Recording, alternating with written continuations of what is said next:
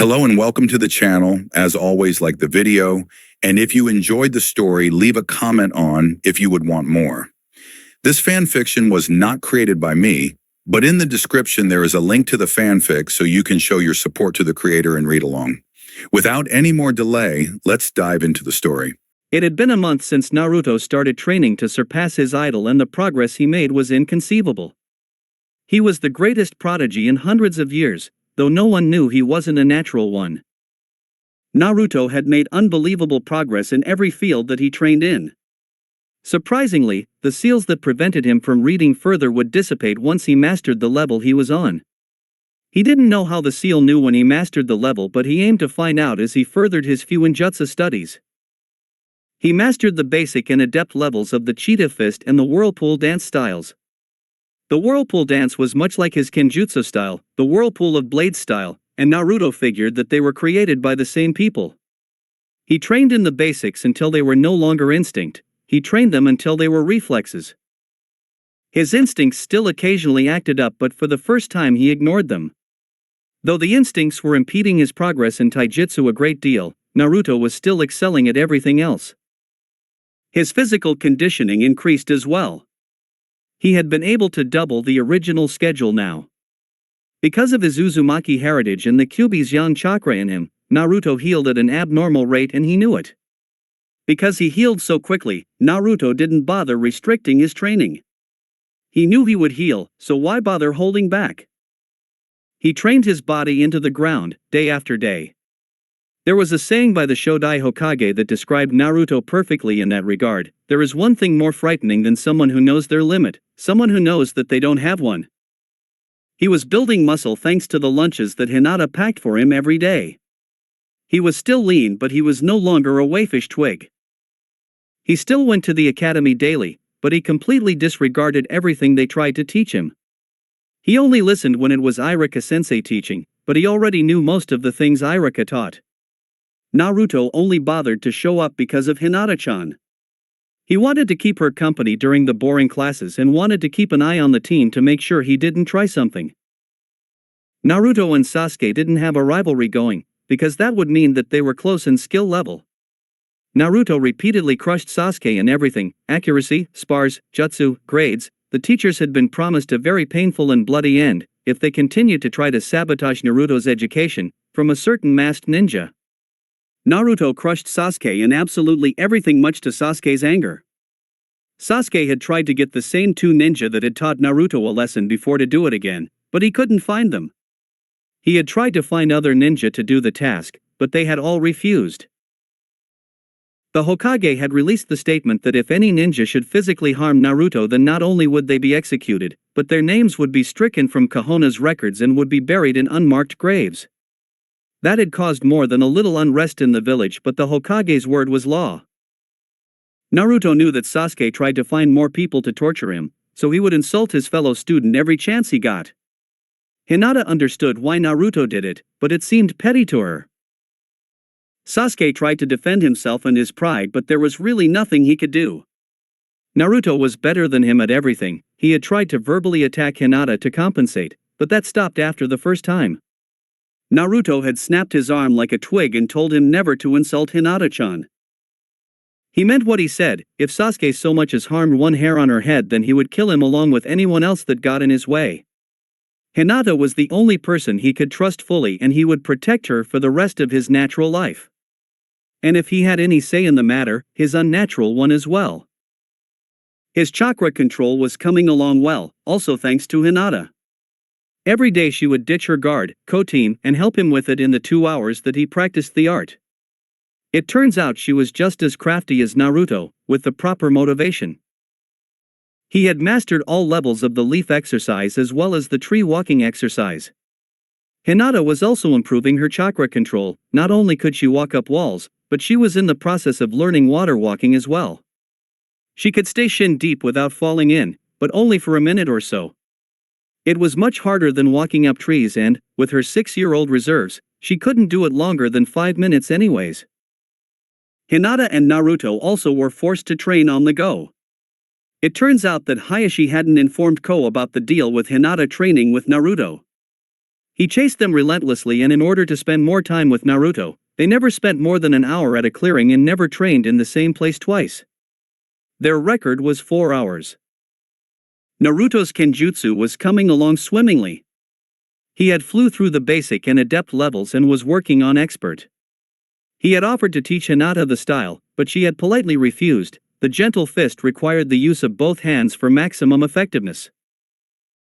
Hinata's gentle fist was also coming along well. She made up the lost ground in her training and then some.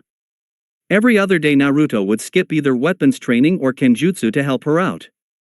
He more or less acted like a test dummy. He would dodge and deflect attacks as Hinata would play around with the stances. Naruto had commented that the normal gentle fist style didn't seem to fit her with the quote, "You don't fight like you're all constipated like the rest of your clan." After that, she altered some of the stances to flow more like water instead of the rigid stances. Naruto's Fuinjutsu training defied explanation. He absorbed anything related to the art with vengeance. He flew through the scroll, but the scroll didn't contain any formulas for actual seals. It was more of an introduction, outlining the types of seals and the purpose they served, much to Naruto's disappointment. After it turned out the scroll had served its use, Naruto began to expand his knowledge base of the art in the library and learned about the other types of seals, theories, history, and anything that had anything to do with the art.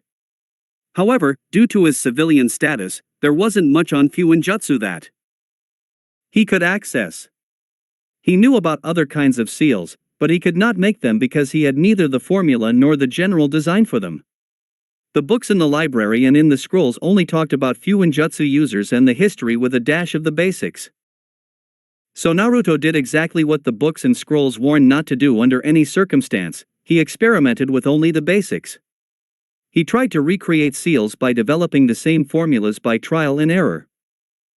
The seal he was making the most progress in developing was a gravity seal that he could use in his training, but he was still developing many more. In ninjutsu he also excelled thanks to Hinata. He had mastered henge and kawarimi, but he was having extreme trouble with the clone jutsu, even with Hinata's help. She had informed him that he had insanely high chakra levels and that even with her help it may be impossible to mold so little chakra. Naruto had been disheartened to hear that, but, in the end, he had gotten something cooler. He had been practicing the clone jutsu, trying to do the impossible, and summon 2 clones. After he managed 2 dead ones, Naruto's instincts started to act up again. He had been confused at first when he followed them and ended up with crossed fingers. He had never seen this hand sign before and wondered what it could possibly do. Naruto figured that he should find out and channel chakra to his hands to perform the jutsu. A poof of smoke later Naruto saw a sickly-looking clone, but not even close to the dead ones he had been producing. "Ugh, I don't feel the good boss," the clone said, shocking Naruto. "You can talk?" Naruto asked in surprise. Normal clones couldn't talk. Did this mean that this clone was different? Moreover, how did his instincts know how to perform this jutsu? It was one thing to have instincts on how to throw a kunai, but it was an entirely different story to have instincts telling you how to perform some unknown jutsu that you've never seen before. His musings were cut short by his clone responding. The weak-looking clone nodded. "Yeah. I can, but could you dispel me? I feel like I'm about to spew." The clone exaggerated. Naruto looked slightly panicked. He didn't want to get vomited on. "How?" he demanded over and over, waving his hands in front of him as if that would stop the clone from vomiting. "Just, give me a pinch," he said as he blew out his cheeks suggestively. Naruto quickly obliged and the sickly clone disappeared after Naruto gave him a pinch on the shoulder. Then he realized something. He could feel the clone. It was solid. What kind of jutsu did he just use? Naruto was giddy with excitement as he continued to hone the new and mysterious jutsu. At the end of ninjutsu training, he had more or less mastered the jutsu. He found it oddly easier to use it in large numbers. He had gone to school and demonstrated his new technique for Hinata, and she was impressed with it to say the least. She had never heard of solid clones before, and she was only more impressed when she realized that she couldn't tell the difference between the clones and the original. Naruto had yet to figure out the unknown jutsu's special ability yet, but all in good time. Naruto was still at a dead end with the meditation. He was still stuck at the first step and he thought it was finally about time to go ask Gigi for some help, which is why he was on his way to the Hokage Tower right now. Naruto arrived at the tower minutes later, walking right past the receptionist that was telling him that he couldn't just walk in because the Hokage was busy. "Yo! Gigi!" Naruto called into the office as he walked through the door. Hiruzen was sitting at his desk, several large stacks of paperwork on both sides of him. He rose an eyebrow, curious to why Naruto was giving him a surprise visit. "Hello Naruto-kun, what are you doing here?" Hiruzen asked, dismissing the angry receptionist with a wave of his hand. "I need your help with my training.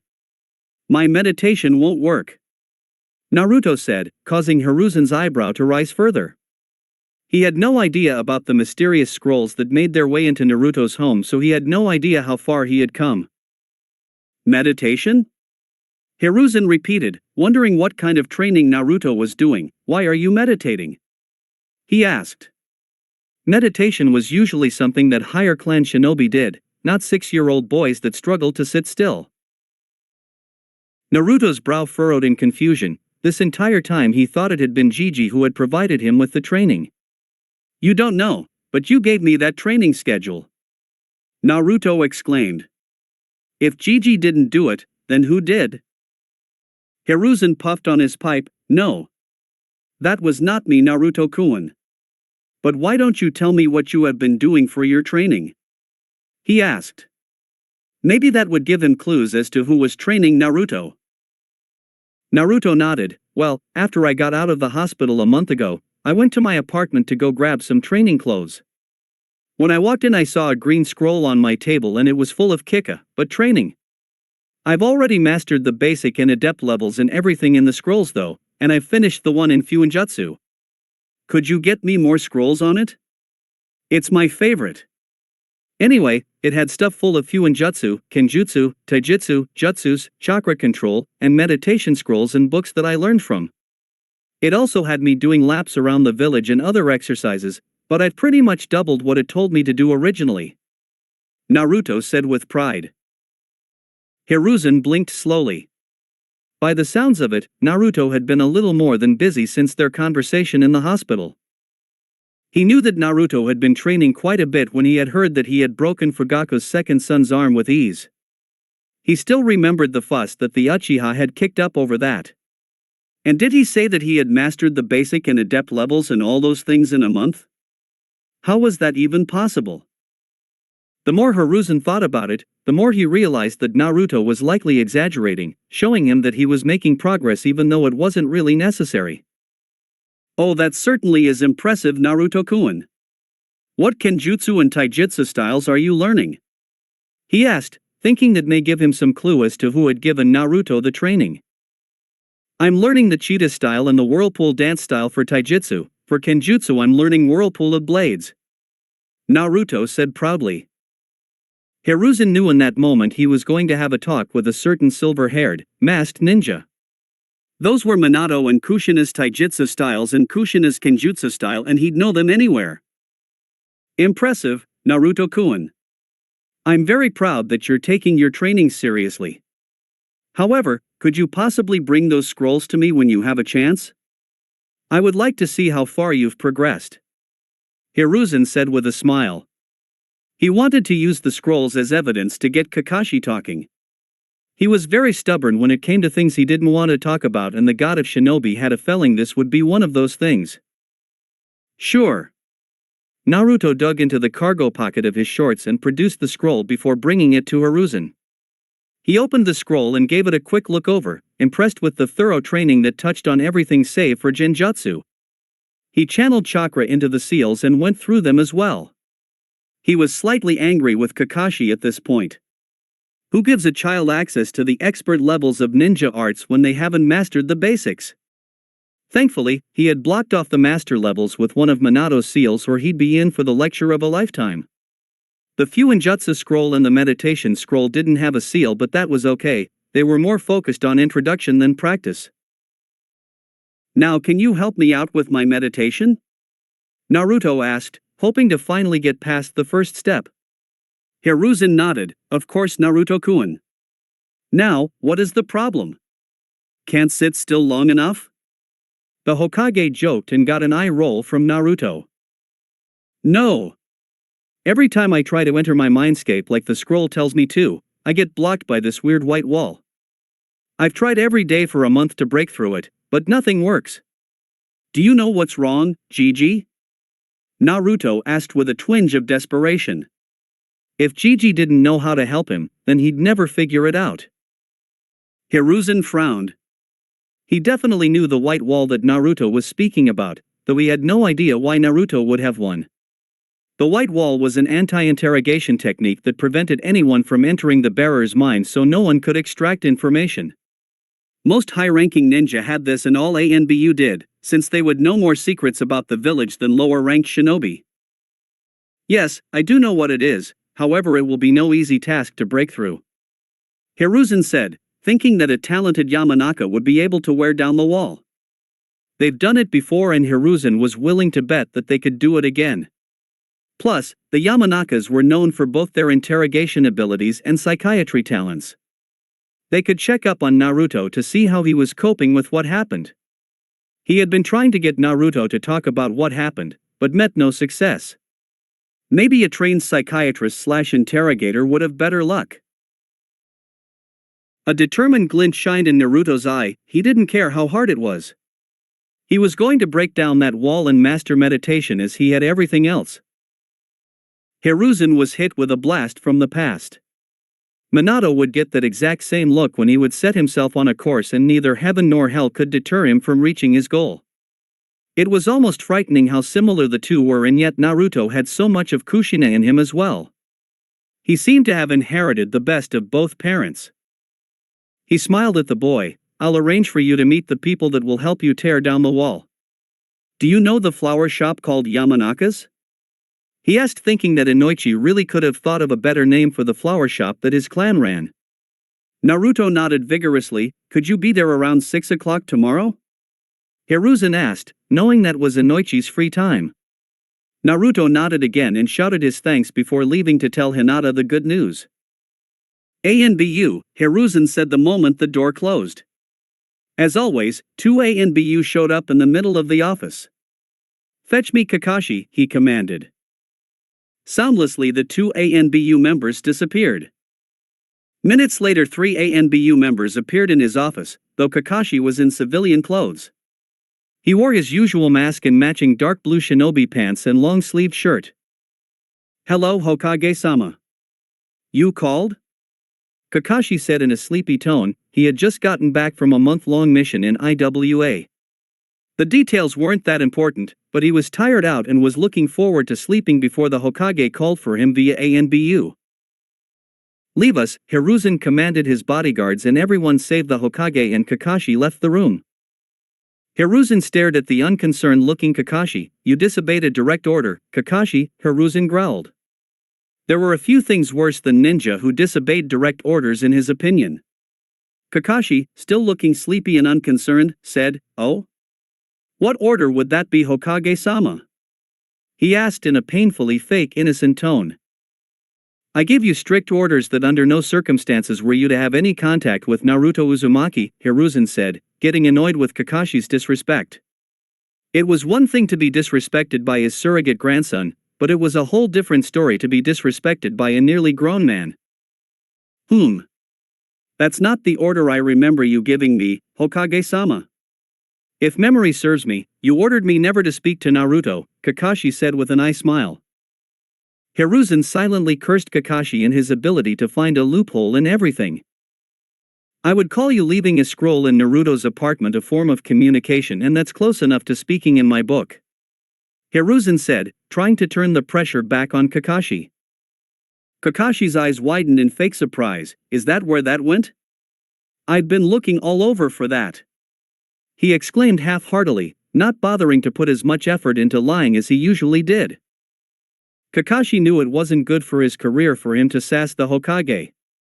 Or healthy, for that matter. However, in a way he blamed what happened to Naruto on the Hokage. If he had allowed him custody, then none of those things would have happened to Naruto.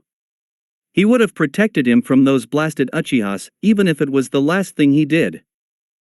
It was Hiruzen's turn to give Kakashi a dull stare. I find it hard to believe that a shinobi who made Jonin at the age of 13 had the sudden urge to master the basics of meditation in Fuinjutsu. He commented in an annoyed tone. Kakashi chuckled lightly. Well, I did become a genin at 5, maybe I wanted to brush up on the basics. Naruto said he found this in the center of his table. Care to explain how you managed to drop it there? Gravity is such a fickle thing. Hiruzen sighed loudly as he began to pack his pipe with tobacco. I'm not mad that you gave Naruto a training regimen to follow. If anything, I'm thankful. Naruto wishes to surpass his father, and with what you laid out for him he has a chance.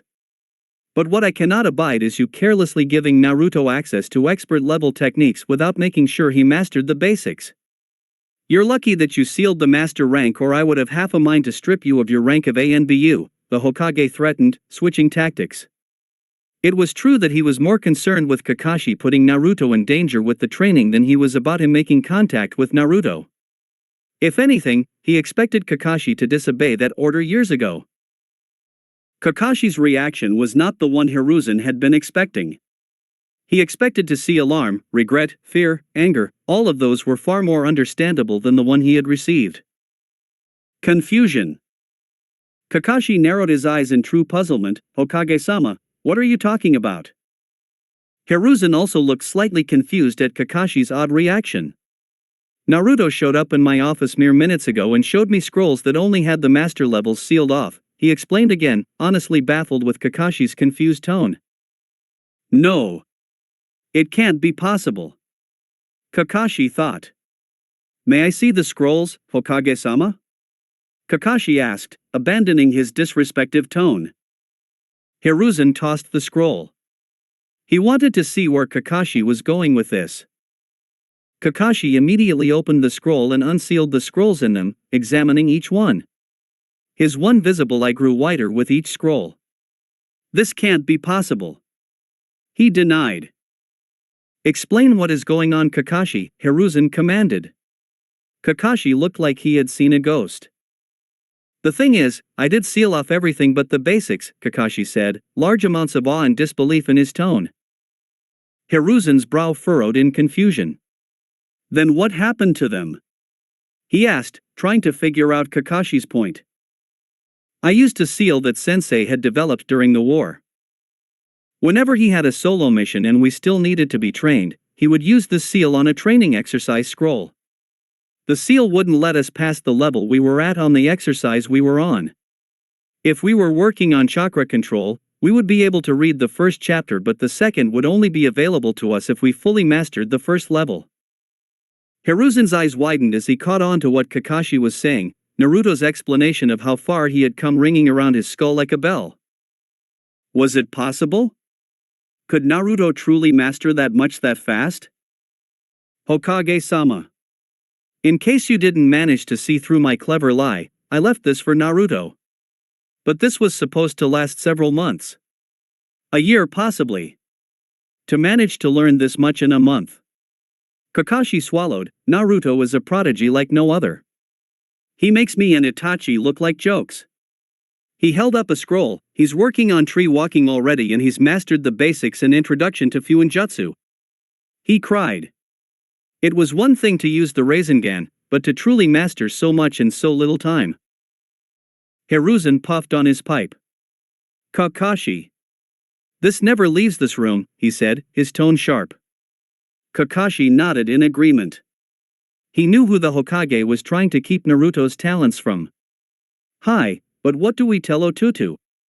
He's not going to like having to keep his abilities hidden. Especially if they mock him and he could easily wipe the floor with them, Kakashi commented. Hiruzen nodded in agreement. I will have a talk with Naruto-kun after he gets back from the Yamanakas to wear down a mental wall. He looked up at Kakashi. Did you have anything to do with that? He asked, thinking that could really be the only explanation as to why Naruto had an anti-interrogation wall in his mind. However, Kakashi shook his head. I don't know anything about that. Hiruzen sighed. If that is all, then you are dismissed, Kakashi. Kakashi nodded and turned to leave the room, but whipped back around when he heard the whistling of a kunai. He turned around just in time for the kunai to miss his leg, but it tore open his pocket. Kakashi looked at the Hokage with a puzzled expression, but Hiruzen just chuckled before he tossed him the green training scroll and a blue one as well. When you're tailing Naruto, be sure not to put those in your pocket. It's a little project I have going on. I've been trying to think up of an effective training regimen for an Uzumaki and a young Hyuga. I would have given it to them myself, but I wanted this project a secret and haven't found the time to deliver it myself, Hiruzen said in a fake tone, causing Kakashi to smile. Of course not, Hokage-sama, he said as he left the room, thinking that it really wasn't necessary to ruin his favorite pair of pants. The next day at 6. Naruto walked into the flower shop, thankful that he could get off the crowded streets. He walked slightly warily because he didn't see Gigi in the flower shop. He approached the counter, searching the room for threats but disguised it as him looking at the many flowers before he went up on his tiptoes and rang the bell. Moments later a woman walked through the door. How may I? She looked down at Naruto in a slightly disgusted expression. Help you, she finished. Naruto blinked in surprise that she didn't try to grab him by the ear and toss him out like the other store owners did, but he responded as quickly as he could. The Hokage told me to be here around 6, he stammered out, his anxiety flaring at the prospect of having to talk to someone other than Gigi or Irika-sensei.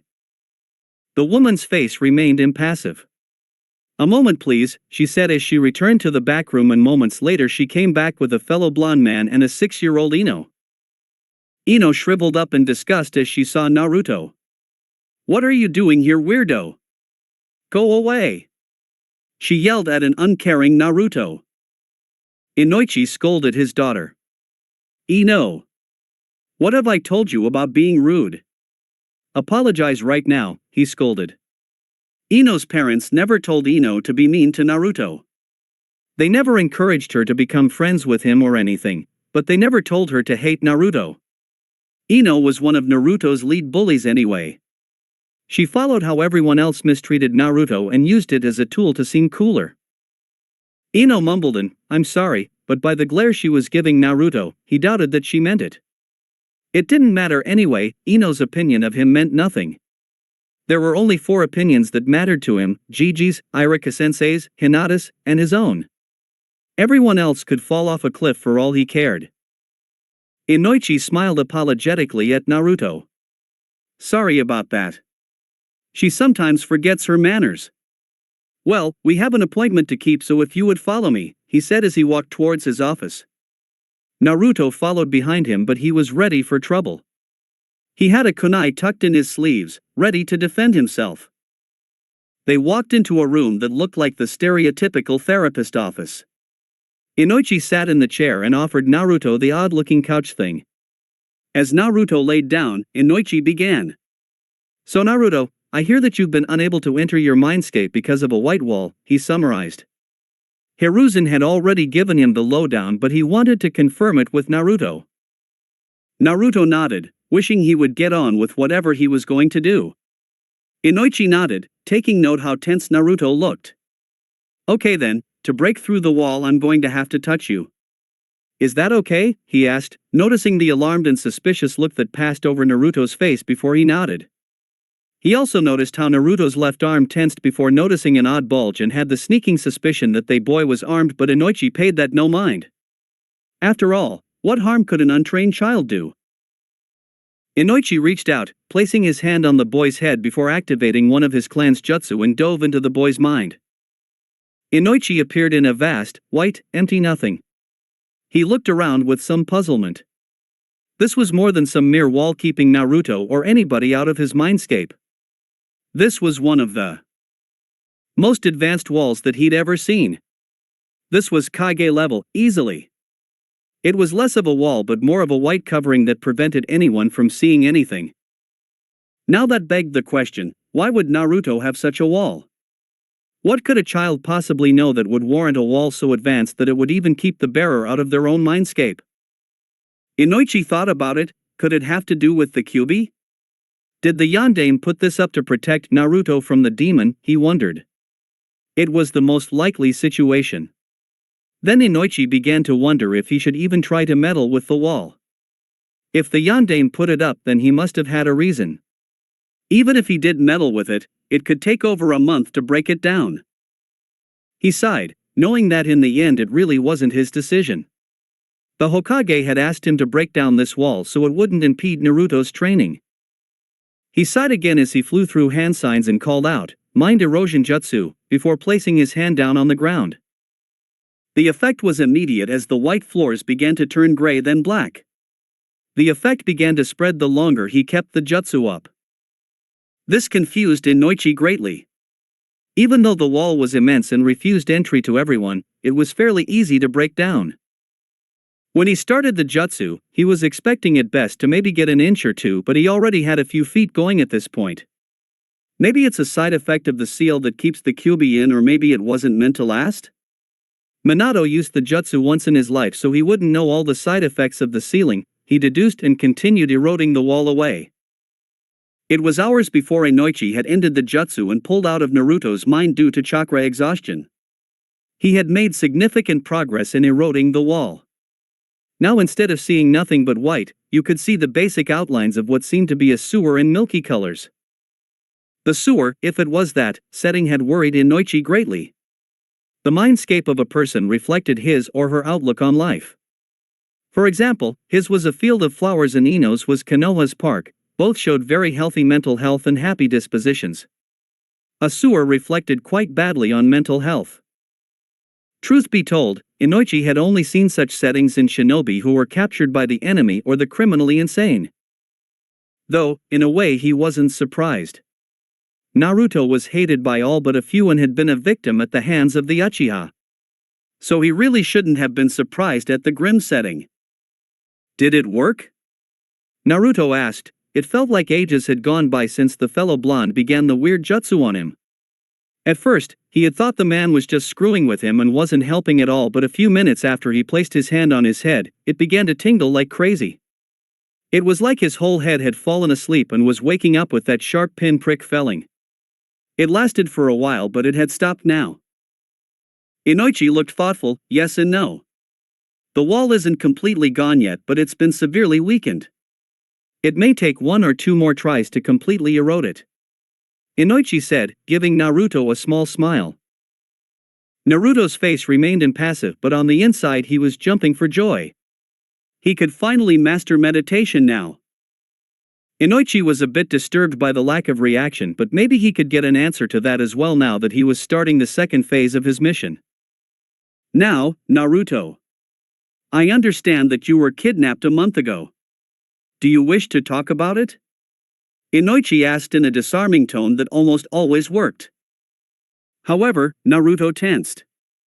He had heard tones like that before, and if it didn't come from Gigi or Irika-sensei, then it always meant trouble for him. No, he answered curtly, hoping that would be the end of the conversation. Inoichi smiled sweetly at him, giving Naruto his best "you can trust me" look before saying, I know that you must have been really scared, but it's okay to talk about it.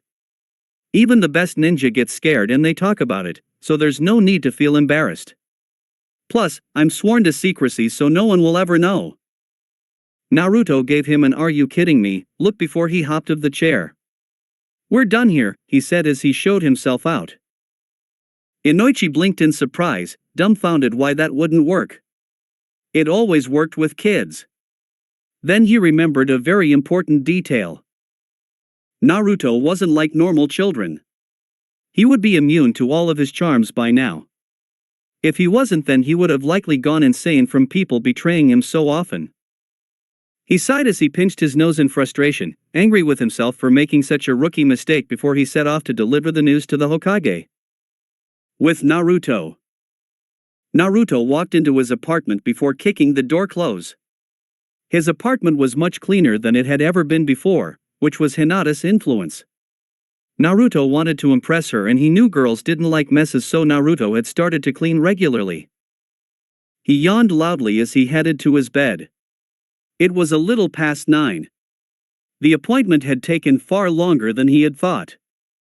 Naruto was a little annoyed that he wouldn't get to practice meditation that night.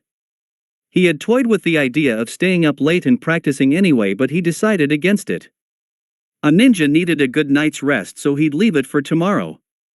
Plus Ino's dad said it may take another session to fully get rid of the wall.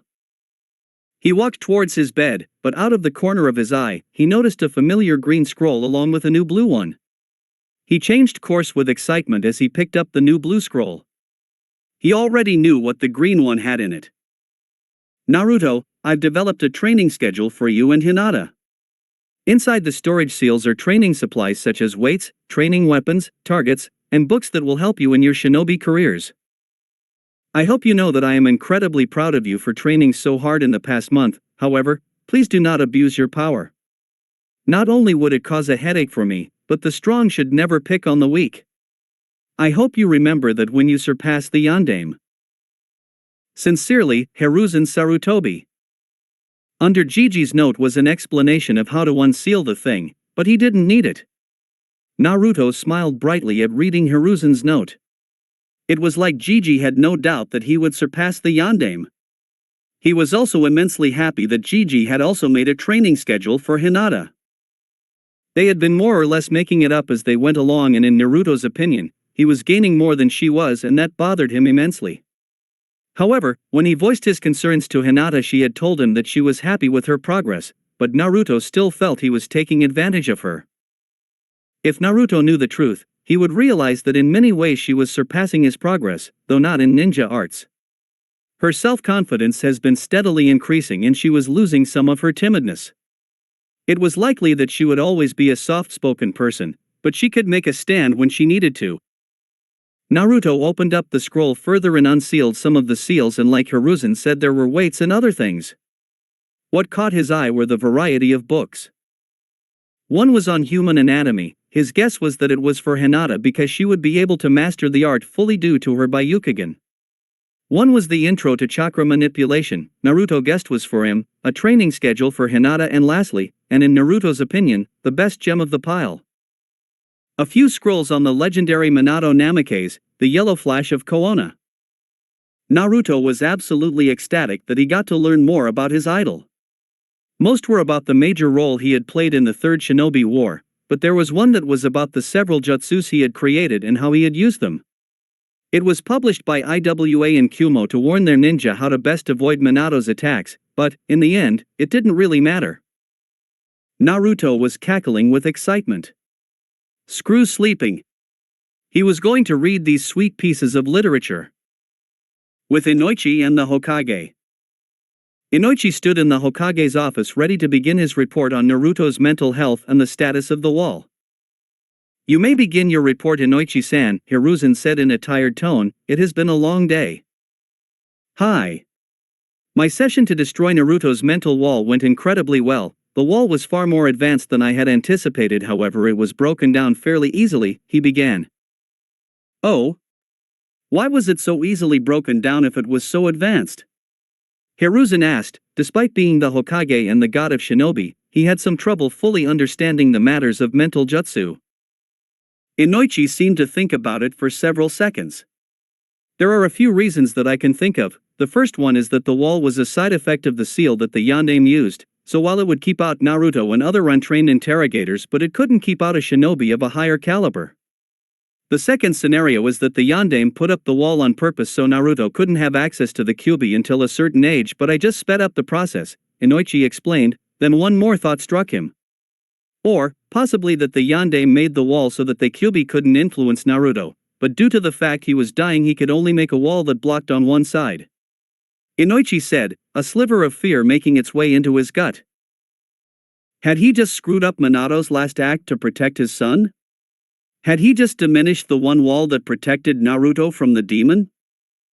With Naruto. It was 2 o'clock in the morning when Naruto decided to put the book down. He was beginning to go cross-eyed from reading for so long. He yawned loudly as he placed his book on the floor beside his bed and turned off the light before going to sleep. Naruto opened his eyes to the surroundings of a sewer, or that's what he thought it was. Everything had a very milky red color and you could only tell where things were because of the faint black outline. Where am I? Naruto asked himself. Did someone throw him in a sewer and he just didn't wake up? Naruto tossed the ridiculous idea away. Not only was he a light sleeper, but the sewer that he was in looked like a poorly drawn sketch. Kumi said a deep but shaky voice, sounding like a radio that was losing signal. Naruto looked around for where the voice was coming from, but it seemed to be coming from everywhere at once. To me, human Naruto let out an annoyed sigh. Where are you? He yelled, hoping the strange voice would tell him. Full instincts, the voice responded. Naruto cocked his head in confusion. Follow my instincts? Is that what he's trying to say? He thought before he started walking. He had no destination planned, he simply followed where his feet thought he should go. He got lost incredibly easily because everything looked the same, but many minutes later, or hours, he began to notice subtle differences in the sewer. The walls had more color in them and the shadows began to look darker instead of their pale, grayish color. Things were more defined, so he stopped bumping into things. Naruto examined the walls with curiosity. Why were they red? Why didn't this sewer stink? All of his questions were answered minutes later when he walked into a large room that looked like it was half the size of Koona. At the far end, there was a cage that seemed to take up the entire far wall. He continued walking until he was at the center of the room where he felt like he should stop. Ah, so this is the runt that acts as my jailer. I must say, you're much smaller than I had expected. The voice said behind the cage, two giant red eyes opening and focused on Naruto. Naruto stumbled back a few steps. Who are you? He yelled at the source of the voice, confused as to how something so big was locked in a sewer underneath Konoha. Kokoku, you are very brave or very foolish for addressing in such a way. I am the Kyuubi no Yoko human and you will treat me with respect, the Kyuubi said, a threat implied in his tone. The Kyuubi had been trying to get in contact with its third Jinchuuriki but with no success until now.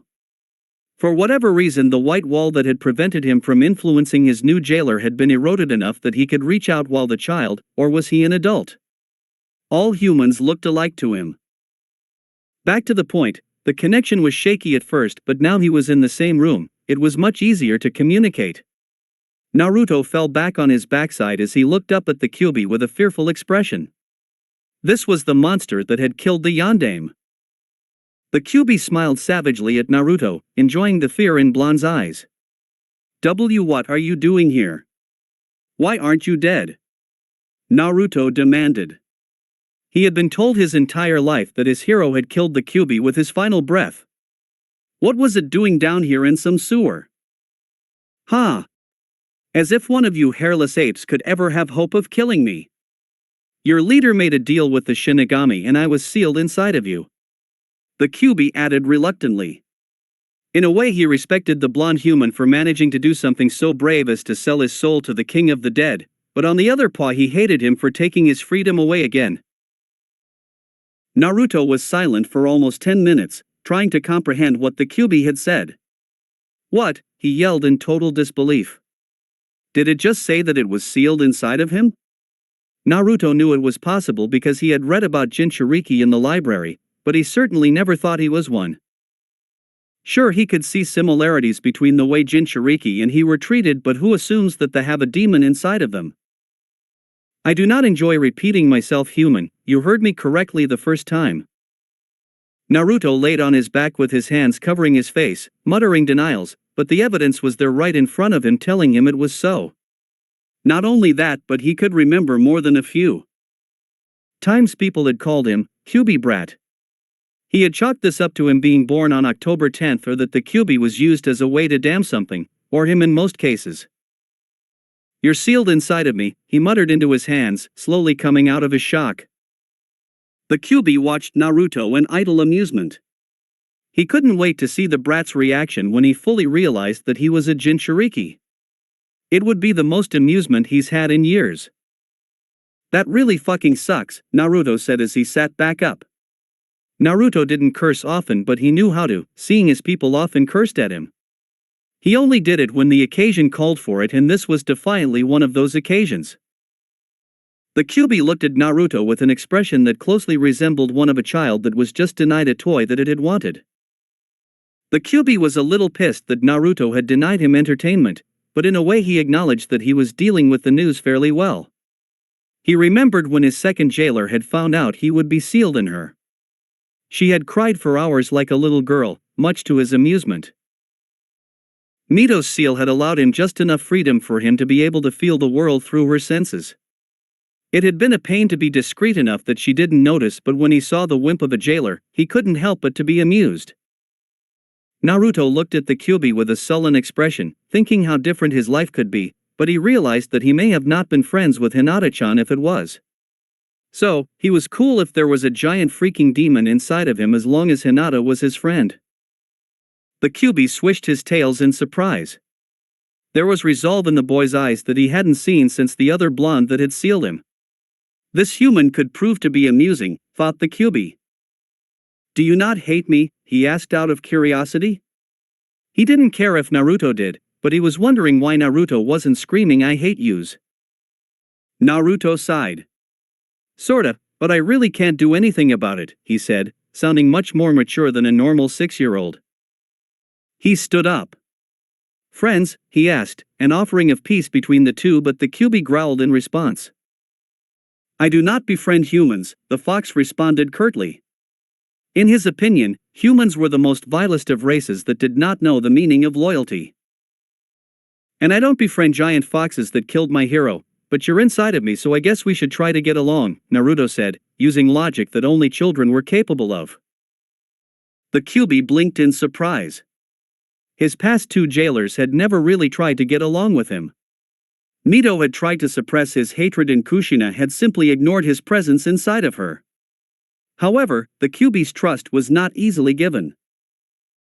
I do not befriend humans, Runt, but I will give you chances to win my friendship over the years.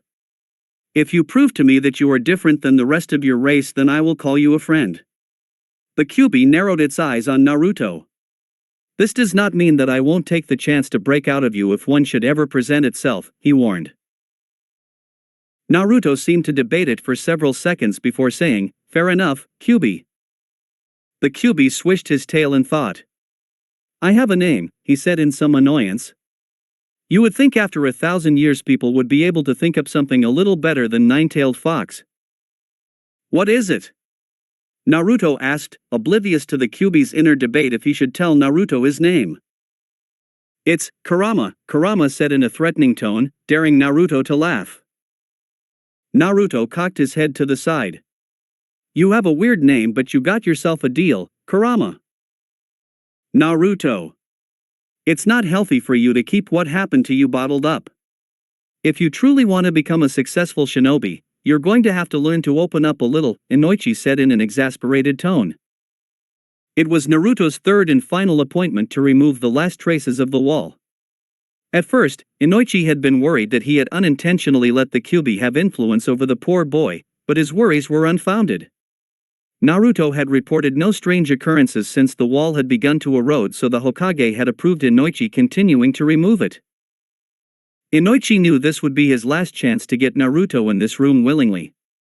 Sure, the Hokage could order Naruto to go to appointments, but that didn't mean that Naruto would actually go. Even if they could get him in the same room, there was huge likelihood that Naruto would clam up. That meant that this was his last chance to get Naruto to open up while the boy was willing to be in the same room. Heck, at this point Inoichi'd settle for Naruto telling him his favorite food. This again? I told you before where you can shove your concerns about my mental health. Plus, ninjas are supposed to be mistrusting idiot. Naruto shot back. He was really getting tired of this guy's probing. Yes, something terrible happened to him. Actually, terrible couldn't begin to describe what had happened, but he didn't know the adjectives to describe what had happened. Naruto couldn't understand why he wouldn't just let sleeping dogs lie. It was the past and he wanted it to stay there. A tick mark formed on Inoichi's forehead at Naruto's comeback. However, he knew Naruto had no one to teach him manners or how to be a gentleman, like himself.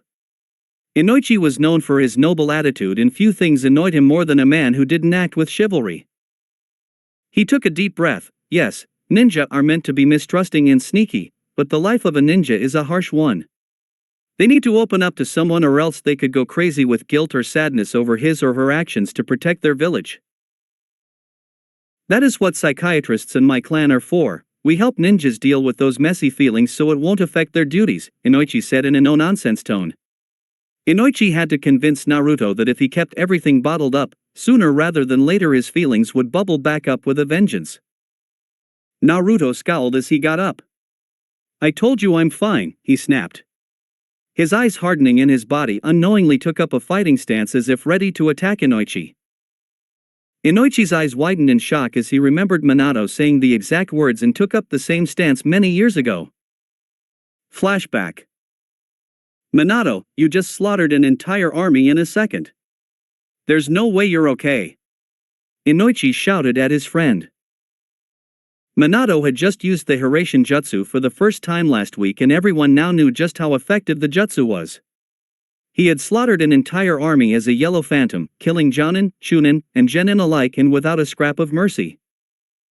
Minato was being hailed as a hero. He was already a celebrity after so many battles during the war, but he was even more so one after using that jutsu. People would smile and wave at him, offer him discounts, and, occasionally, fathers would beg him to take their daughter's hand in marriage. Those had stopped when they had felt the wrath of the Red Death. However, none of them could see what Inoichi saw. He saw through the bashful yet confident facade that Minato used for the public. He saw the self-loathing and the anger instead of the goofy smile and carefree attitude. Minato had created an amazing jutsu, one that took nowhere near the usual amounts of chakra that every other S-ranked jutsu took, and the only real side effect was some dizziness. That's how everyone saw the jutsu, but Inoichi knew that using the jutsu like Minato did had harmful mental side effects. While the jutsu wasn't harming Minato physically, it was doing a number on his mental health. Minato was a kind and protective soul. Truth be told, Inoichi didn't think he was truly cut out for the shinobi life. Minato wore his heart on his sleeve for everyone to see, which was one of the things that made him so great, but it was also the reason that Inoichi thought he should never use Hiraishin in battle again. Minato couldn't handle the fact that he was becoming a butcher. He killed over 100 shinobi ninja the first time he used it, and the demand would only get higher. By the end of this war, Minato could end up killing thousands. "I told you I'm fine, Inoichi. It's no big deal." Minato lied smoothly. He hated to lie to his friend, but he didn't want anyone to know how guilty he felt. Not even Kushina could know, although Minato was sure she already had an idea. He had sleepless nights, haunted by the images of him ruthlessly cutting down shinobi like they were grass. He had killed so many. He had even killed Genin. Inoichi shook his head. "No, you're not fine, Minato. If you were, you'd be either a psychopath or completely apathetic to everything, and we both know that you are neither of those things. You need help, Minato. If not from me, then open up about it to Kushina." Inoichi pleaded to his friend. He was terrified that a jutsu like this would turn someone like Minato into a heartless butcher. Minato shook his head. "I told you I'm fine, Inoichi. There's no need to keep asking me to open up about something that isn't a problem," Minato said in forced carelessness. Inoichi shook his head again. "Minato, you need dash. Drop it, Inoichi." Minato snapped. His anger that Inoichi wouldn't let the issue drop finally leaking through. He had unknowingly turned his body to the side and was the stance he used when he was about to attack someone. Inoichi's eyes widened at being snapped at by Minato of all people. He could count on one hand how many times he'd seen Minato look this angry and still have a few fingers left over. After a few tense seconds, Minato laughed awkwardly and rubbed the back of his head. "Sorry about that. I'm a little cranky since I didn't get too much sleep last night," he apologized as he mentally berated himself for getting angry.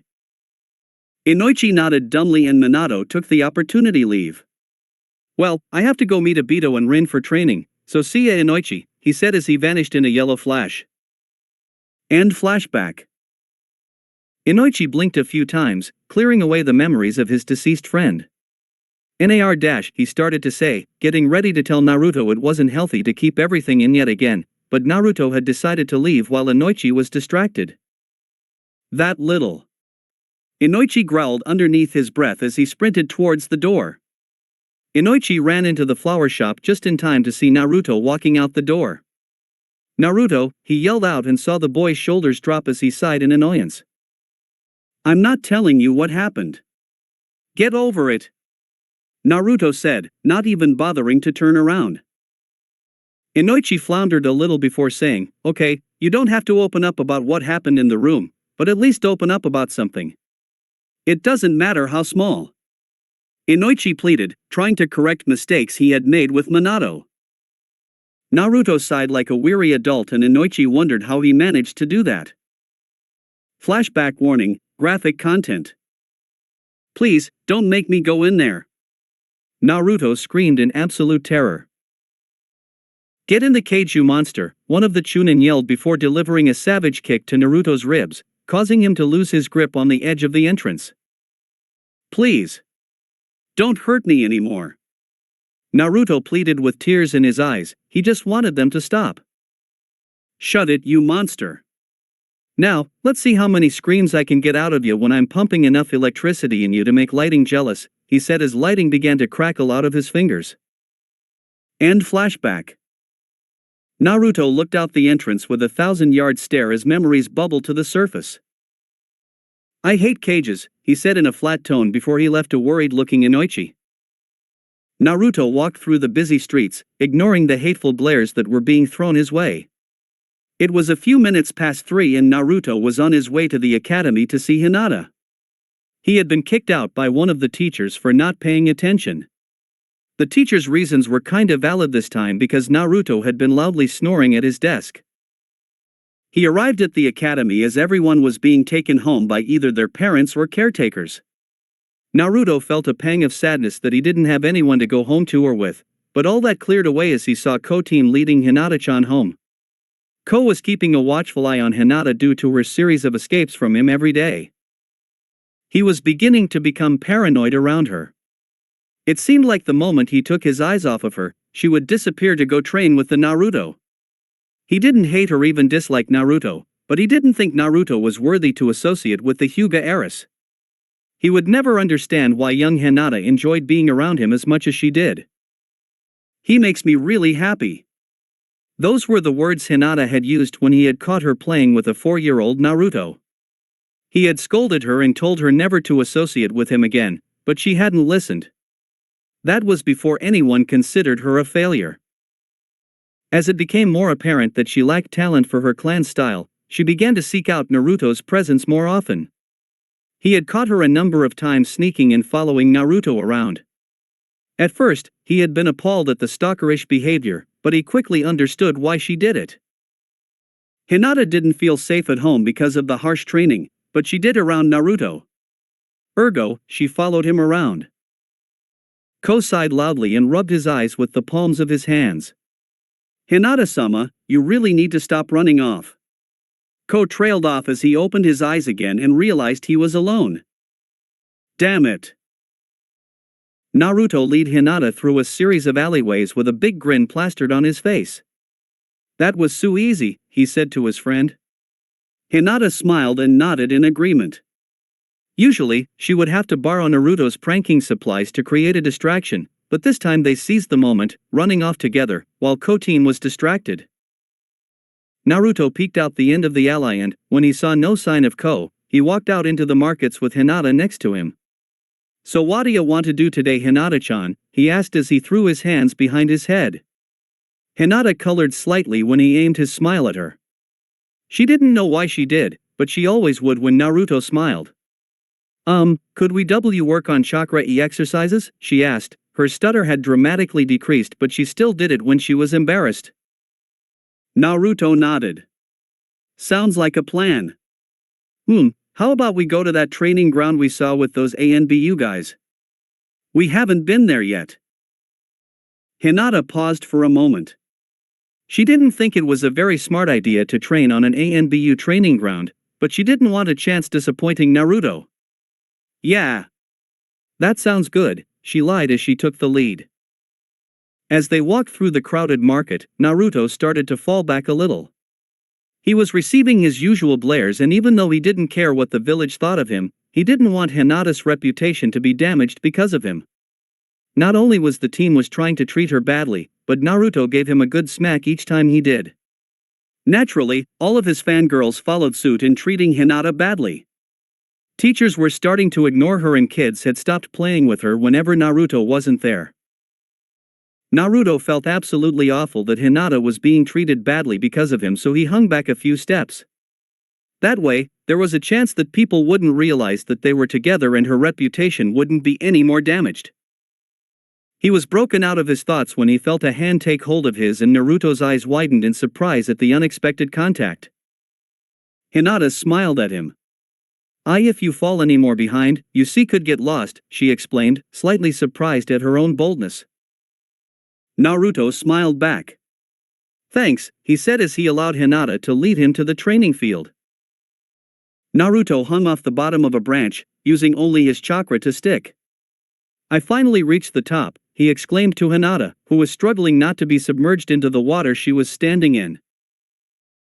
However, when she went to look up to congratulate her friend, her concentration broke and she was dunked into the water. Naruto hopped down to make sure she was okay, but she was already out of the water by the time he got there. You okay, Hinata-chan? Naruto said as he helped brush the excess water off of her. Hinata nodded. I am fine, Naruto-kun. And no need to worry, she said, giving Naruto a reassuring smile. She didn't fully understand why Naruto was sometimes like a mother hen towards her. Sometimes it bothered her, like he was implying that she wasn't strong enough to protect herself. She knew she wasn't, but that wasn't the point. However, she knew that Naruto didn't have a family or anything except for the Hokage and Irika-sensei, both of which he hardly saw. So she kinda understood why Naruto would act overprotective of her, like how he broke Sasuke's arm when he called her a pale-eyed freak. He was protecting the only person he considered family. Naruto let out a relieved sigh. That's good. Sorry for breaking your concentration, Naruto apologized, knowing that he had been the reason for her fall in the lake. As Hinata finished wringing herself dry, Naruto stood lookout for Ko-team. It had been a few hours since they started training and they had decided to risk staying in one spot. There weren't many places that had a pond that they hadn't been to already. Fire release, Phoenix Flower Jutsu. Water release, Exploding Water Shock Wave. Two ninja yelled as they entered the clearing, both dressed in ANBU armor and fighting against each other. Naruto grabbed Hinata and used his body as a shield when he saw the pond rise up and crash over them, overpowering the fire jutsu. Naruto felt the water slam down on his back, cracking a few ribs in the process, as he held onto Hinata to prevent her from being swept away. The powerful current swept them both away towards the two ANBU ninjas, both of whom had no idea about the children's presence. The two ANBU used two more water jutsu. Naruto didn't catch their names because he was still submerged, and the disturbance forced the still submerged children to change course. Naruto didn't know where they were going, but he knew that he and Hinata needed air. His lungs were burning, screaming for oxygen, and he could only imagine that Hinata was worse off. She hadn't seen the huge wave coming since her back was turned, so she didn't have time to take a deep breath like Naruto had. Naruto opened his eyes underwater, ignoring the salt water stinging at his eyes, and tried to get a sense of direction. It was lucky that he chose to open his eyes at that moment because he saw the tree that was rapidly approaching. Focusing chakra to his feet, he quickly flipped underwater and hit the tree with his feet. Naruto would have been fine, but the current had him moving rather fast, and when you combined that with the fact he had almost a ton of water adding pressure, it was understandable when Naruto's legs fractured in several places. Naruto forced back a grunt of pain as he landed that would only waste air and time. He held himself in place until the torrent of water subsided and collapsing to the ground when it finally did. He hissed in pain as he landed on his back, Hinata falling on top of him not helping in the slightest, and he was sure a rib or two had given out. Hinata began to violently cough as she crawled off Naruto, who was gasping for air and hissing in pain every time he did so. Hey, are you, cough cough, alright and Naruto-kun, she asked, noticing how he was holding his ribs and his right shin. Naruto nodded weakly. Yeah, I'll be fine. Are you okay, Hinata-chan? He asked as he forced himself up. He was vaguely aware of the two ANBU ninjas still fighting somewhere off to the side, but his focus was on Hinata. She nodded that she was fine. "We should tell those ninja that we're here. So we can leave before we get more hurt," she reasoned, but Naruto looked doubtful. He figured that it'd probably be safer to climb up the tree and wait them out. However, before he could voice his thought, Hinata got up and started to walk towards the fighting. She didn't have to walk far because the two ninjas suddenly appeared, going at each other in a fierce taijutsu match. Hinata eeped loudly as the two suddenly appeared, which was a very big mistake. ANBU spars were in a totally different league than normal spars. Instead of simply aiming to injure, they aimed to kill or maim their sparring partner. That way they would get the most out of training. Going all out gave them the feel that you would get in a war zone. Since they were ANBU, Konoha's first line of defense and offense, the experience was invaluable. However, due to the fact they were both completely immersed in the fight, they were both running on battle instincts. They were experienced and seasoned in ambushes, so when they heard a sound that wasn't natural in a forest and since they were supposed to be completely alone, they reacted accordingly. Both shot kunai at the source of the eep, knowing that they had made a mistake the moment the weapons left their hands. It was too late for them to do anything about it. They could only watch in horror as their weapons rapidly approached a young girl. Hinata watched in terror as the kunai made their way towards her, one at her heart and the other at her eye. Time seemed to slow to a crawl as she watched her impending doom race towards her. It was totally different than the last time she had a brush with death. Last time, she had been too worried about Naruto to be frightened. Her concern for Naruto outweighed her concern for her own life. This time she was absolutely terrified. She didn't want to die yet. She was years too young and there was so much she wanted to do. She wanted to be friends with Naruto longer. She wanted to remove the evil seal on the branch family. She wanted to continue to impress her father with her progress and show up those mean elders. She wanted to be a big sister to Hanabi. But she would get to do none of those things for her life was about to end. As a last act of fear, Hinata shut her eyes. That way she wouldn't have to watch the moment that her life ended, but moments passed and her death didn't arrive. Timidly, she opened her eyes out of confusion. Had the kunai missed? Did she already die and she was just a ghost now? When she opened her eyes, she received her answer. The two kunai were hovering a mere inch away from her eye and heart, held by two sapphire arms of pure chakra. Hinata stumbled back in surprise and fell on her, but she looked back behind her for the source of the odd arms. She saw Naruto with an outreached hand. A second arm of chakra reached out of it when his arms had been too short to do anything to stop the kunai. Naruto watched in horror as the two ANBU threw kunai at Hinata on reflex. He had tried to get up and run over to intercept them, but he was not fast enough and his legs were fractured in several places, making it impossible to run. He didn't know how he used these strange chakra arms. He had thrown out his hand in a pointless attempt to stop the kunai with anything that would save his friend. His prayers were answered when arms of chakra had burst from his palm and stopped the two kunai in the nick of time. The arms began to dissipate, dropping the weapons to the ground, and Naruto slumped over in exhaustion. He didn't know what that jutsu was, but it took a lot out of him. "What are you two doing here?" "You could have been killed," said the female ANBU with a cat mask.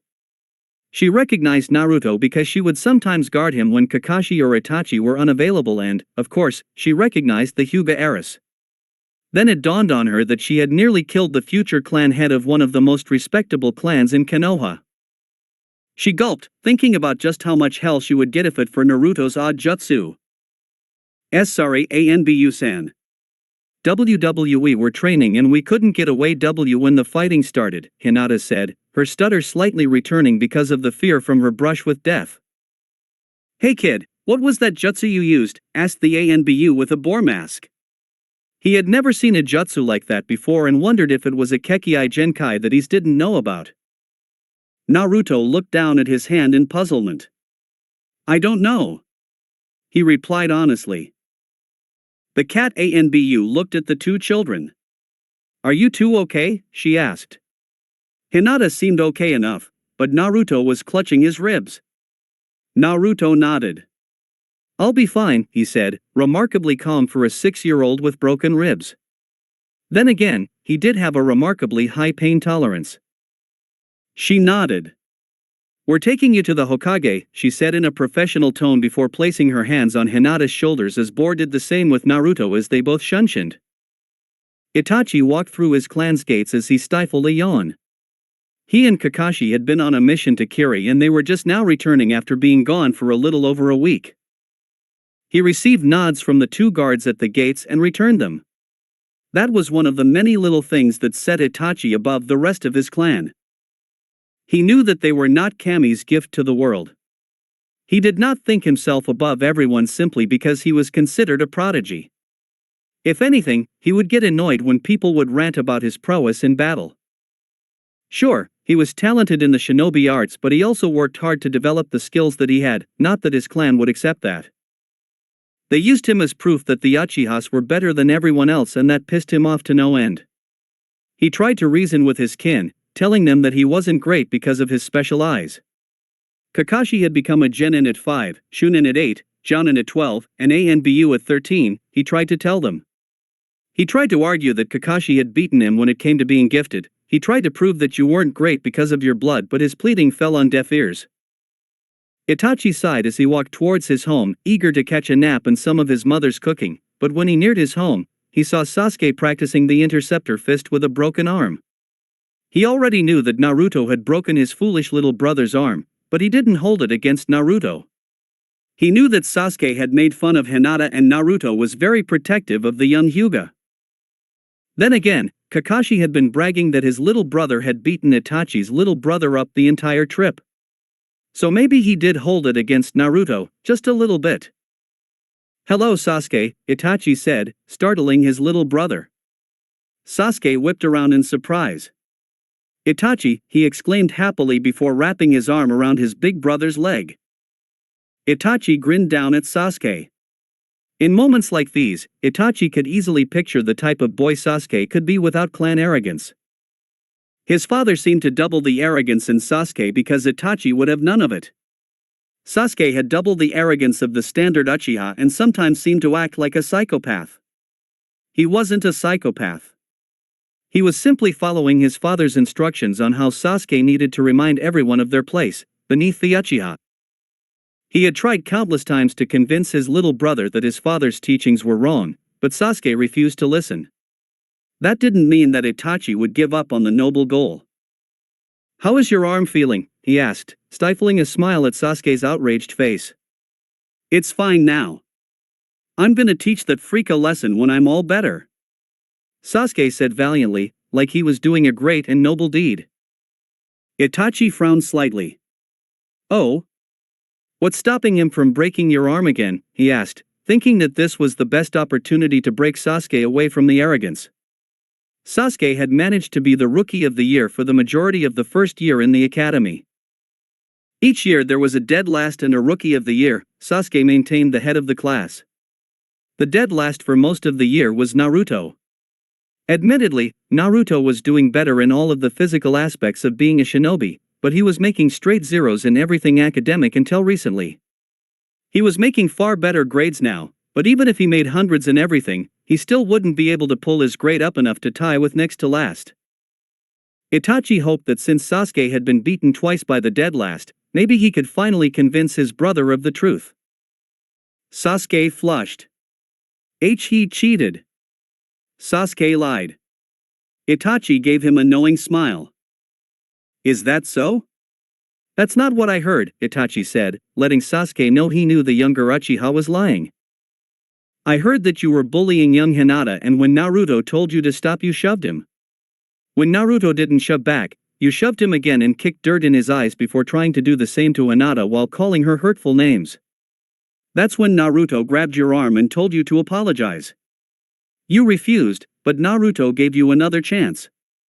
You refused again, and that was when Naruto broke your arm. To me it sounds like Naruto didn't cheat at all. If anything, you cheated when you kicked dirt in his eyes." Itachi finished in a disappointed tone, saddened that his little brother could be so cruel. Sasuke stammered for an excuse, but when he found none he simply proclaimed, "That doesn't matter. The next time will be different. Itachi shook his head. No, it won't. The next time you try to fight Naruto, the same thing, if not worse, will happen. Do you know why? Itachi asked in a serious tone. Sasuke looked slightly frightened of his brother's tone. He had never heard Itachi speak to him like this, and he couldn't say that he enjoyed it. No, he answered. You will lose every time you go against Naruto simply because he trains harder than you, Itachi explained in a matter-of-fact tone. Sasuke shook his head in denial. But I'm an Uchiha. He's an orphan. It doesn't matter how hard he trains, I'll always be stronger. Sasuke argued, snapping out of his fear of Itachi's tone. Itachi shook his head. Did being an Uchiha stop Naruto from breaking your arm with ease? You will lose to Naruto every time you fight him because, unlike father has said, being an Uchiha does not make you strong. Sure, you may be more talented than Naruto when it comes to some things, but talent can only get you so far. I can say with complete and utter certainty that Naruto trains harder than half of the ninja in this village, some of them Jonin as well. That's why it doesn't matter whose blood you have in you, hard work always pays off better than talent, Itachi finished, feeling slightly winded from the uncharacteristically long speech. Sasuke seemed to mull over what his big brother had said. He looked up to his brother more than anyone else. The reason he had always thrown away his brother's ideals was because Sasuke had never seen evidence to support those claims. Sure, Itachi said that he was so strong because he was a prodigy, but how was that proof that Dad's ideals were wrong? Itachi was an Uchiha and he was strong. When Itachi would tell him about a man named Kakashi who was stronger, he didn't believe it. He had heard that Kakashi had a Sharingan eye, so that had to mean that having the Uchiha's special eyes made you strong. The only reason he was even considering it now was because he could still feel the pain of his broken arm. He couldn't understand how an orphan had managed to beat him, an Uchiha, but now Itachi was giving him the answer. Itachi suppressed another smile as he saw Sasuke thinking about what he had said, happy with the fact that he wasn't blowing him off like he had done before. He didn't know if Sasuke would listen to what he had said, but at least he was thinking about it. Come on, let's go see if mother has anything to eat, he said as he turned towards the house, Sasuke right behind him. With Naruto. Naruto, Hinata, and the two ANBU arrived in front of the Hokage's office, startling his assistant. Hello ANBU-sans. The Hokage is free at the moment if you wish to speak to him, she informed. Kat nodded, showing she had heard before she went to go knock on the door, but Naruto threw open the doors before she had the chance. Yo! GG. Some cool ANBU brought us here to see you, Naruto informed, causing Bor to wonder at the size of the balls this kid had. Not many had the guts to call the god of shinobi an old man, himself included. Hiruzen looked up from a mission report he had been reading and saw a devilish-looking Naruto barging into his office. Naruto. Why exactly have my ANBU brought you here? You didn't get into trouble again, did you? He asked. When Naruto got in trouble, it meant paperwork for him. Naruto gave his surrogate grandfather a lopsided grin before the cat ANBU answered. We found these two on training ground 12, Hokage-sama. Bor and I were engaged in a sparring match and these two were nearly killed as a result. Hiruzen took a deep breath and pinned a look on a bashful-looking Naruto. Naruto, what were you doing on an ANBU training ground? He asked. Naruto rolled his eyes. Me and Hinata-chan were training Gigi. You may be going senile if you couldn't figure that out, Naruto said. He wasn't sure what senile meant, but he was sure it applied to old people. Naruto was acting like his old self for one reason: Hinata was in the room. He never got panic attacks or had anxiety issues when she was nearby. It was pretty bad when she wasn't though. What a cocky kid. Naruto-kun, you should show more respect to the Hokage. Kami, how does this brat put pants on? Hiruzen sighed loudly. How exactly did you find the training field?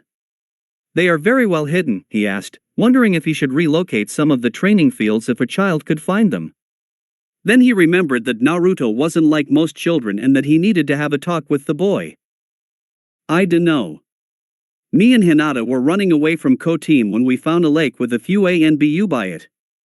I decided since we haven't been there before, Ko-Team would have trouble finding us since it was an ANBU training field, Naruto explained. Hiruzen nodded. He knew about the deal between Hinata and her father. He looked at Kat.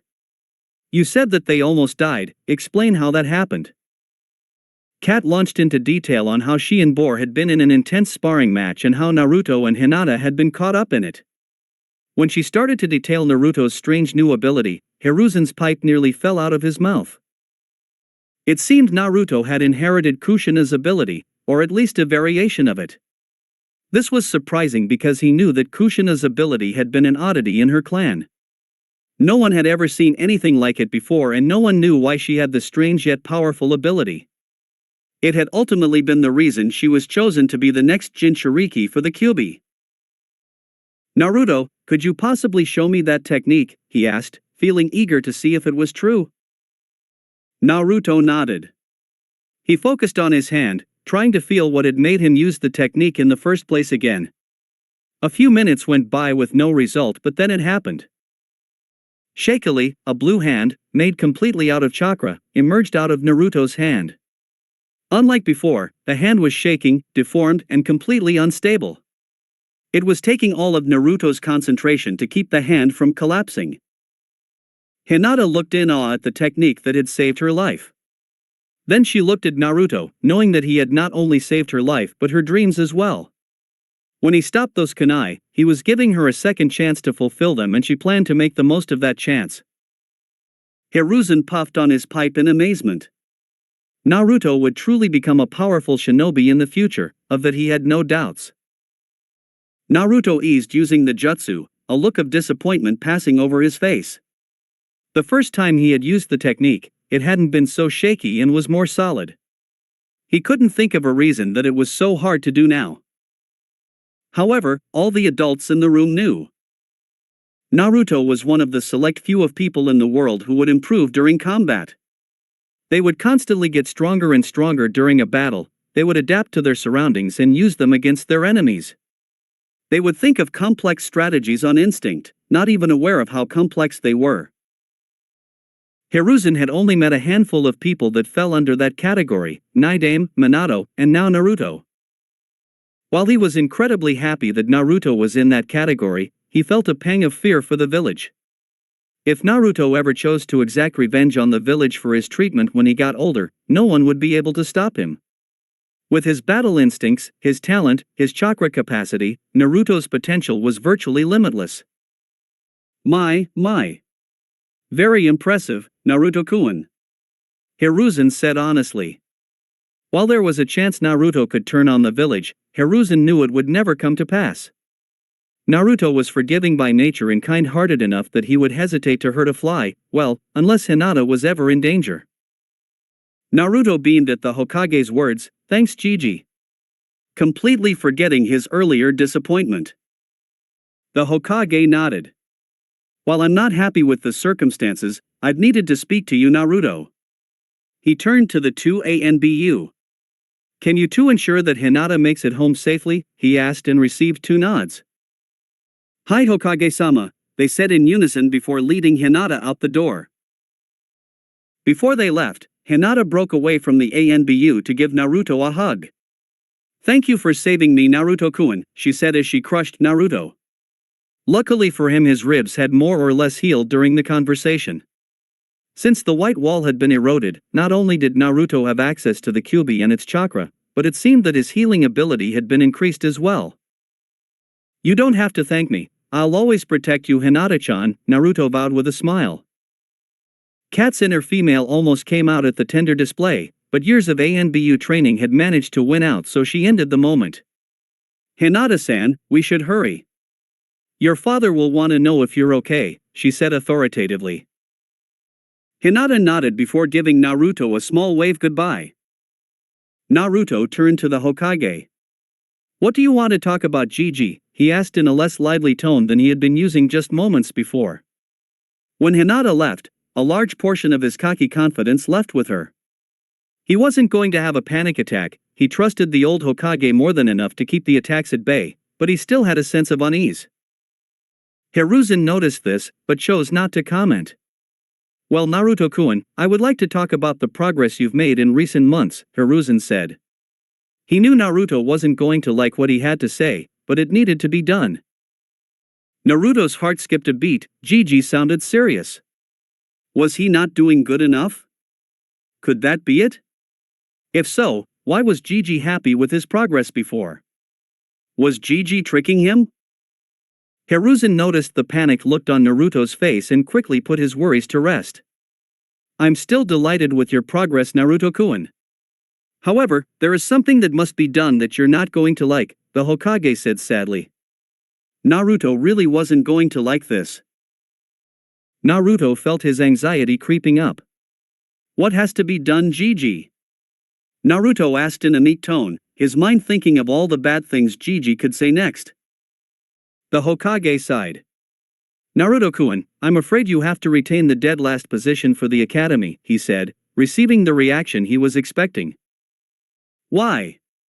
Why do I have to be the dead last? I beat Sasuke up. I can be the rookie of the year next year." Naruto complained.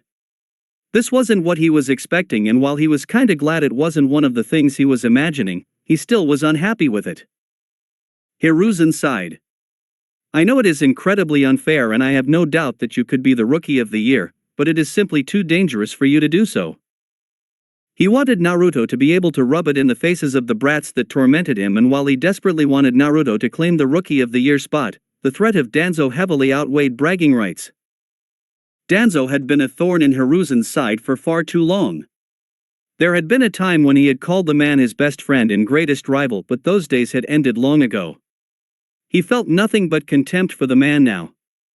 The only reason he hadn't had him assassinated was because of his root program. He allowed Danzo in his program because they were useful to the village. Sure, he had to occasionally turn a blind eye when they had technically committed treason a time or two, but that was because he knew that Danzo had Konoha's best interests in mind. He knew that Danzo would never betray Konoha, and he was willing to do whatever it would take to defend it. However, if Danzo knew just how powerful Naruto could become, he would stop at nothing in order to turn the boy into a weapon. If he knew about Naruto's talent, then he would no doubt try to kidnap Naruto and turn him into a tool regardless of Hiruzen's orders. That was something that could not be allowed to happen. Hiruzen knew that he wouldn't be able to ignore that, and he would have to execute his one-time friend. Not only would he lose a devout ninja, but he would also lose the program that dealt with the messier jobs that Konoha didn't want associated with them. Then there was the chance that Root might rebel or align themselves with an enemy village. It was simply far too dangerous for Naruto to gain that kind of attention. "Whatcha mean it's too dangerous?" Naruto demanded. "If you become rookie of the year, then there is a slight chance that what happened with the Uchihas could happen again. I have increased your guard, so it is unlikely, but I would sleep better at night knowing there wasn't a chance at all, Naruto-kun," Hiruzen responded. "I'm getting stronger. I can protect myself," Naruto argued stubbornly. Hiruzen nodded. "Yes, Naruto-kun, you are becoming strong, but you're not strong enough to defend yourself as well as Hinata," Hiruzen said. He was playing on Naruto's fierce protective instincts to convince the boy. He knew Naruto couldn't care less about what happened to him, but Naruto would take on the Shinigami himself to protect Hinata. Naruto paled significantly at that. Could Hinata be hurt because he is rookie of the year? Was that possible? "Can't you get those ANBU guys to protect Hinata-chan?" he asked, trying to get the best of both worlds. Hiruzen puffed on his pipe.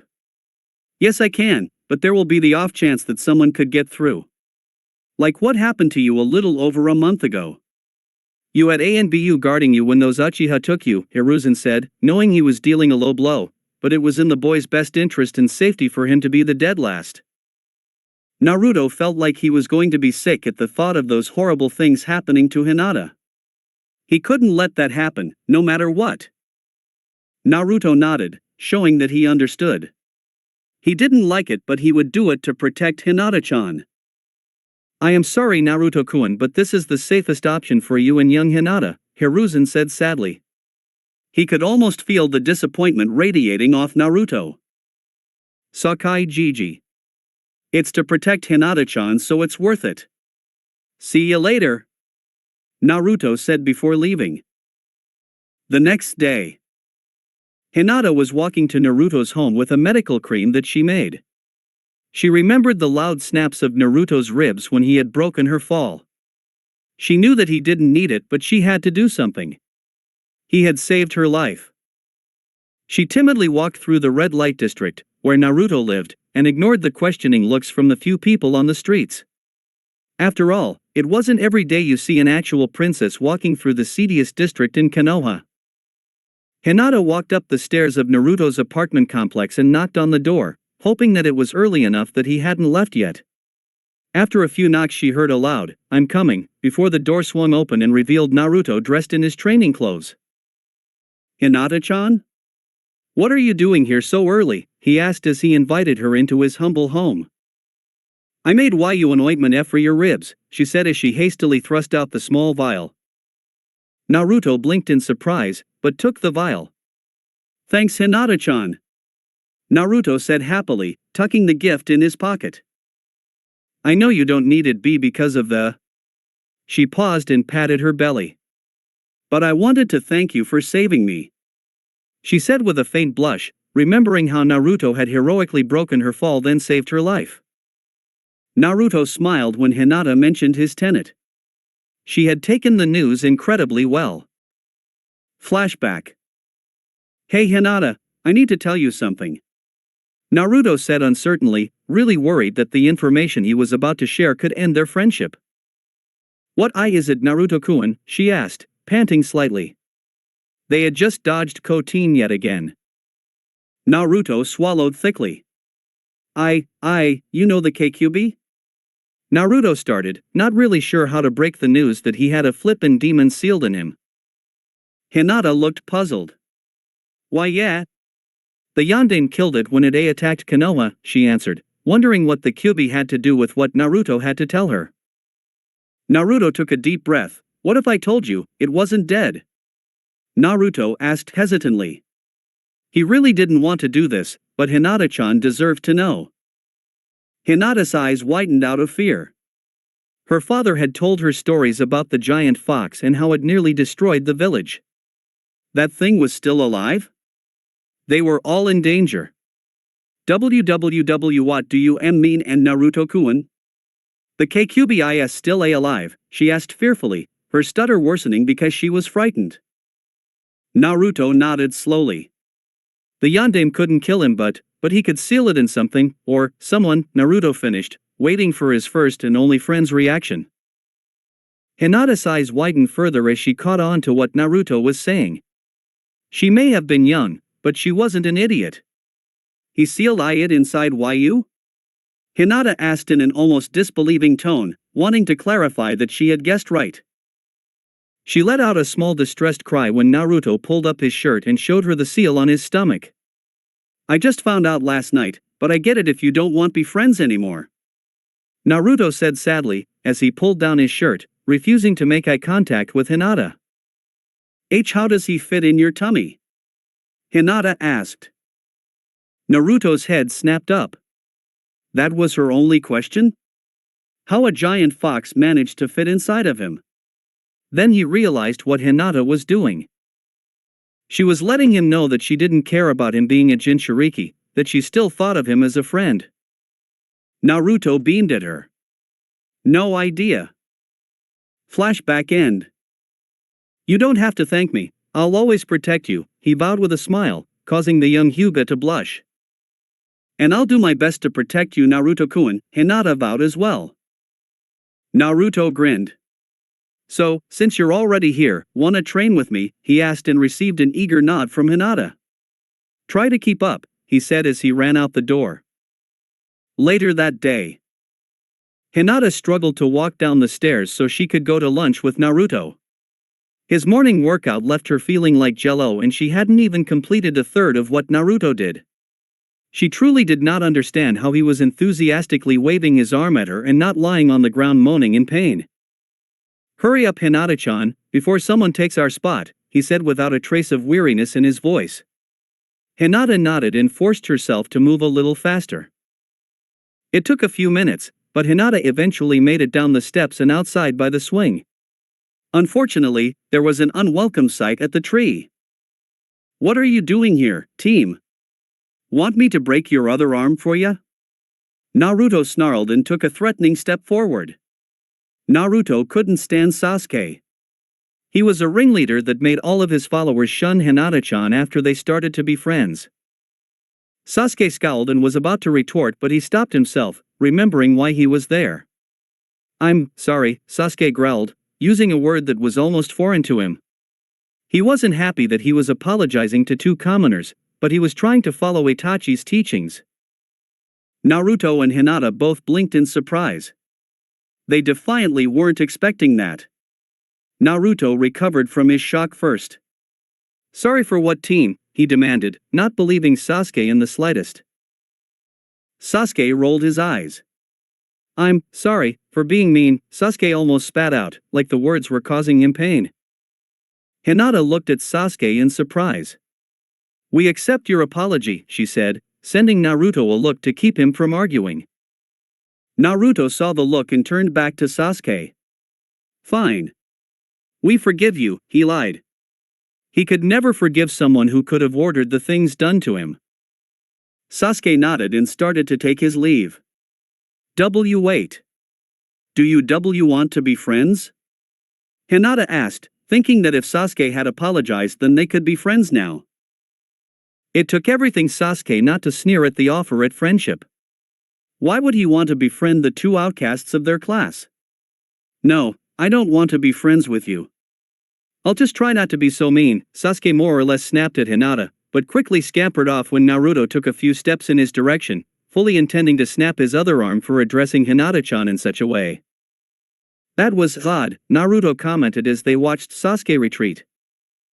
Hinata nodded in agreement. While she was a bit saddened that she didn't make a new friend, she was still happy that Sasuke wouldn't try to bully them anymore. "Well, let's eat lunch," Naruto said as he opened his lunchbox. That's it for today. Remember to show your support to the creator of this story if you enjoyed it. If you would like more parts of the story to be uploaded, leave a comment and subscribe to get notified when the story continues. Bye-bye for now, and I hope that you all have a wonderful rest of your day.